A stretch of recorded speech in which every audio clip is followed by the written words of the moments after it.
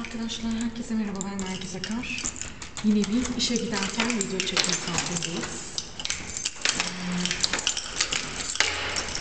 Kapıyı kilitleyebilirsem burada. Şimdi bugün günlerden salı ve benim nasıl programım var. Oraya yetişmeye çalışacağım. Ama size genel olarak her zamanki gibi işte ne giyindim ne ettim.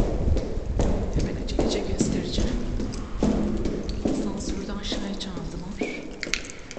Yine de şöyle bir basalım. Olmazsa şuradaki asansöre hemen indirelim.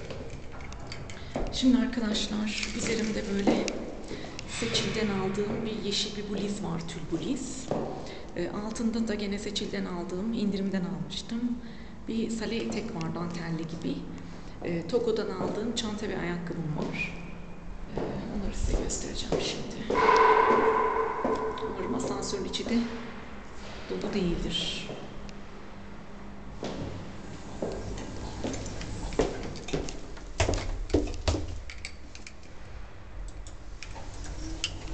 Evet, şöyle döndüreyim de arkadaşlar. Üzerimde gene aynı montumu giydim. Artık havalar soğudu. Yakında kürkümü giyebilirim.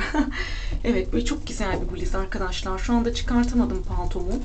Ve altında da gene gösteremiyorum size. İşte şöyle Seçil'den aldığım, sonra Togo'dan aldığım çantam ve klasik bir çantam ve ayakkabım var. Gayet hafif bir makyaj yaptım, görüyorsunuz. Şimdi beni yukarıya çağırması var ya arkadaşlar. Böyle Evraş'ın bir rujunu sürdüm. Saçlarımı tost yaptım. Tost derken ördüm bıraktım arkadaşlar. Ve yeşil saç tepeşiriyle yukarıya çağırsınlar istemiyorum. Evet, genel görüntüm bu şekilde. Sizlere yine video çekebilirsem çekmeye çalışacağım. Yalnız hepinizi çok seviyorum arkadaşlar. Biliyorum zaman bulamıyorum. Böyle dar zamanlarda çekmeye çalışıyorum ama işe de geç kaldım. Yapacak bir şey yok. Öyleyse açalım. Hepinizi öpüyorum. Gayet hafif bir makyajla fasıl programımı bugün çok güzel bir şekilde yapmaya çalışacağım. Evet. Çıkalım o zaman.